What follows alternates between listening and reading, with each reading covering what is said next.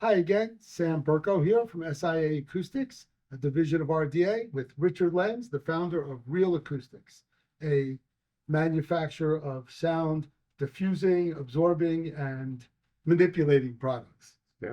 Scattering.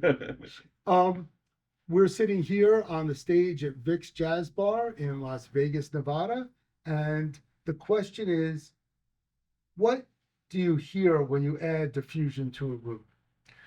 Well, the biggest comment that the average person that may not understand the science of it, the biggest comment they'll make when they put it in is when a diffuser is put into a room and they've had an opportunity to listen to it both ways, is that it makes the room sound bigger.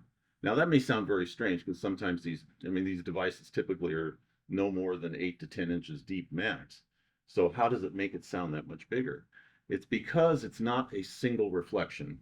An impulse response put into, which is just a single form, waveform, whether it's a multiple frequencies or single, going into a quadratic will come back out as multiple reflections over a very short period of time. In this case, somewhere between 1 and 2 milliseconds per reflection. And it could be as many as, in the case of the good panels, 12 reflections come off of a good panel.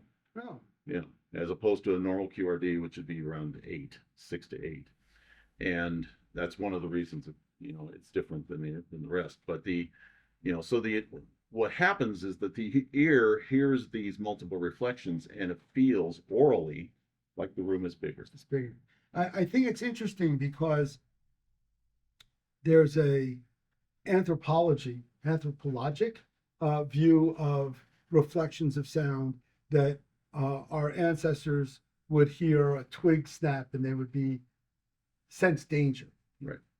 In a room, two things clue you if you blindfold yourself and you walk into a room.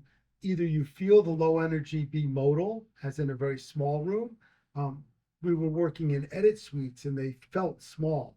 So we added some of your bass mods and all of a sudden the rooms felt bigger. We felt you were in a bigger space because your ear clued on to the fact that there were these low frequency modes, waves, uneven low frequency that were indicative of a small room. The same thing happens when you add diffusers at mid and high frequencies. That your ear says, oh, that's a strong reflection. There must be a wall back there that's relatively close because the time relationships is your ear is able to discern them. Right. When there's lots of energy spread out, it's coming out, and you instead of having a big peak, you spread that energy out over 4, 5, 6, 7, 10 milliseconds. Right. All of a sudden, your ear is, oh, this must be a bigger space because those reflections have gotten refracted or broken apart or scattered or diffused. Yeah. And the space feels larger. Right.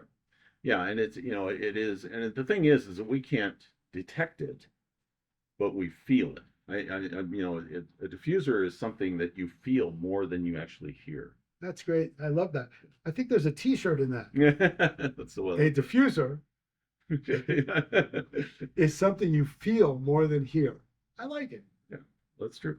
Great.